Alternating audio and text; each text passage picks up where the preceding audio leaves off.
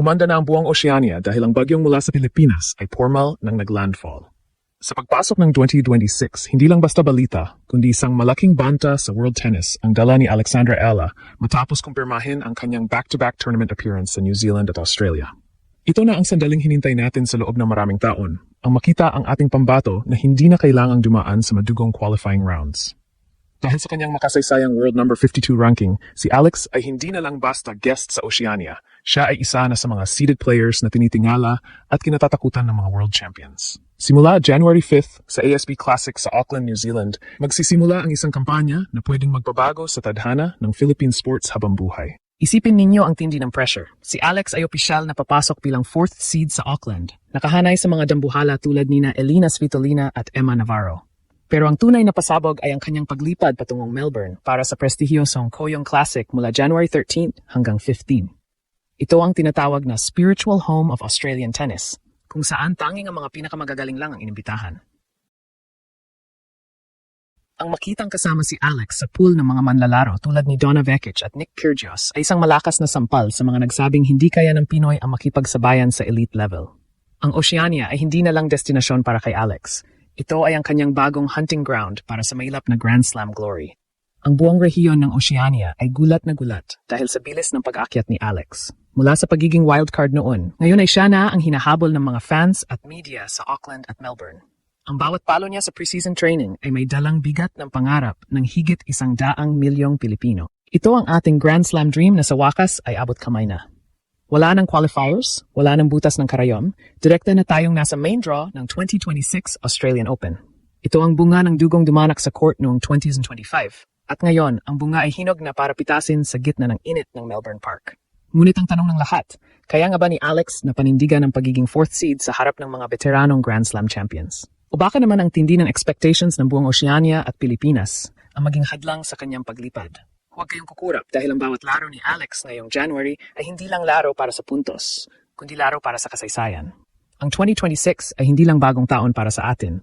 Ito ay ang taon kung saan ang Pinoy Power ay formal ng sasakop sa world tennis stage. Handa na ba kayong saksihan ng pag-atake ng ating pambato sa lupain ng mga kangaros? Ang pagpasok ng 2026 ay hindi lang basta bagong pahina sa kalendaryo. Ito ay ang formal na pagbubukas ng Ella era sa pandaigdigang tennis. Sa darating na January 5th hanggang 11th, ang mga mata ng buong mundo ay nakatuon sa Auckland, New Zealand para sa ASB Classic. Ngunit hindi na ito ang Alex Ella na nakikipagbakbakan sa qualifiers. Ito ang isang Alexandra Ella na papasok bilang 4th seed sa isang WTA 250 tournament. Isipin ninyo ang bigat niyan. Mula sa pagiging underdog noong simula ng 2025 na nasa rank number 147, ngayon ay kabilang na siya sa mga top guns na kailangang iwasan ng mga kalaban. Sa listahan ng mga kalahok, tanging sina Elina Svitolina ng Ukraine, Emma Navarro ng USA, at ang batang si Iva Jovic lang ang nakakaangat sa kanya. Ito ang unang pagkataon na ang isang bandila ng Pilipinas ay lilipad ng ganito kataas sa isang elite entry list. Hindi naging madali ang pag-akyat na ito. Ang 2025 season ni Alex ay parang isang pelikula na puno ng aksyon at tagumpay. Matatatanda ang yanig niya ang Miami Open nang talunin niya ang mga higanteng sina Jelena Ostapenko at ang dating world number 1 na si Iga Swiatek. Ang mga panalong iyon ang nagsilbing gasolina para makuha niya ang kanyang kauna-unahang WTA title sa Guadalajara Open. At bago matapos ang taon, inihatid niya ang pinaka-inaasam na gintong medalya sa Southeast Asian Games sa Thailand na tumapos sa 26 na taong pagkauhaw ng bansa sa women's singles gold. Ang momentum na ito ang baon niya sa Auckland kung saan haharapin niya ang mga veteranong tulad ni Venus Williams at Sloane Stephens. Ang makasaysayang world number 50 ranking na naabot niya noong Nobyembre ang nagbukas ng lahat ng pinto para sa direktang entry sa Australian Open. Ang ASB Classic ay hindi lang basta tournament, ito ay ang launchpad ni Alex para sa kanyang Grand Slam dream. Bilang 4th seed, mayroon siyang tactical advantage sa draw na nangangahulugang hindi niya makakakasalpukan ang mga top seeds sa mga unang. Ito ang pagkakataon niya para ipakita ang kanyang left-handed dominance at ang mas pinalakas na backhand na hinasa niya sa Rafa Nadal Academy. Maging ang tournament director na si Nicolas Lamperin ay aminadong ang presensya ni Alex ay nagdadala ng bagong enerhiya sa kompetisyon. Alam ng lahat na ang batang ito mula sa Quezon City ay gutom sa kanyang unang tour-level title. At ang Auckland ang perpektong entablado para patunayan na siya ay kabilang na sa elite circle ng tennis. Ngunit ang hamon ay hindi biro. Sa Auckland, maaari niyang makatapat muli si Janice Jen ng Indonesia, ang manlalarong tumalo sa kanya sa Sao Paulo Open noong nakaraang Setyembre.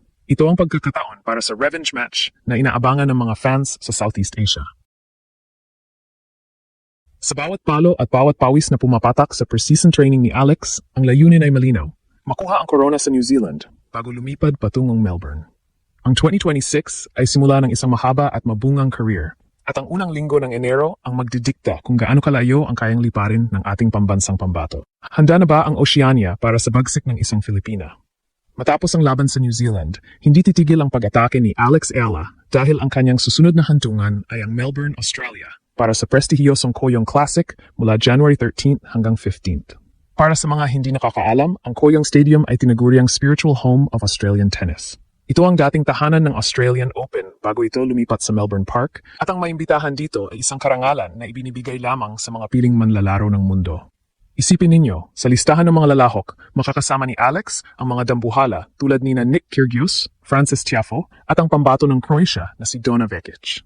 Ang makitang nakasulat ang pangalan ng isang Filipina sa tabi ng mga Grand Slam finalists at champions ay sapat na para manginig ang mga kritiko na dati ay minamaliit ang kakayahan ng ating lahi. Ang Koyong Classic ay hindi lang basta exhibition. Ito ay ang ultimate warm-up para sa Australian Open. Dahil ang court surface dito ay kaparehong-kapareho ng gagamitin sa main draw ng Grand Slam. Ito ang pagkakataon ni Alex na makuha ang tamang feel at bounce ng bola sa ilalim ng matinding init ng Melbourne. Noong 2025, nakita natin ang pagbabago sa mentalidad ni Alex. Hindi na siya yung manlalaro na basta na lang sumasabak. Siya na yung manlalaro na may plano sa bawat palo.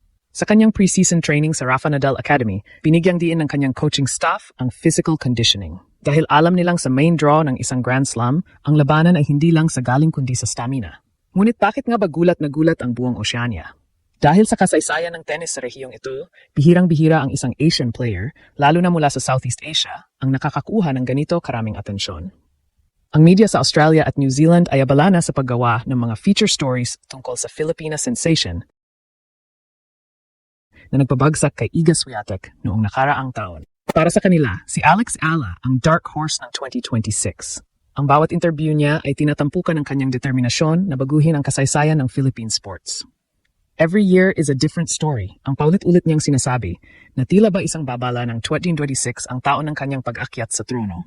Sa bawat kilos ni Alex sa Koyong, dala niya ang huling hininga ng pag-asa ng bawat Pilipino. Ang suporta ng Filipino community sa Melbourne ay inaasahang magiging raucous o sobrang ingay na tila ba naglalaro si Alex sa Rizal Memorial Stadium. Ang ganitong uri ng suporta ang naging susi niya sa SEA Games sa Thailand at ito rin ang gagamitin niyang sandata para yanigin ang mga world-ranked players sa Australia. Hindi na tayo pwedeng baliwalain. Ang bawat aces at winners na gagawin ni Alex sa linggong iyon ay magsisilbing patunay na ang Grand Slam dream ay hindi na lang isang guhit sa tubig. Handa na ba ang mundo para sa pagsambulat ng galing ng Pinay sa spiritual home ng tennis?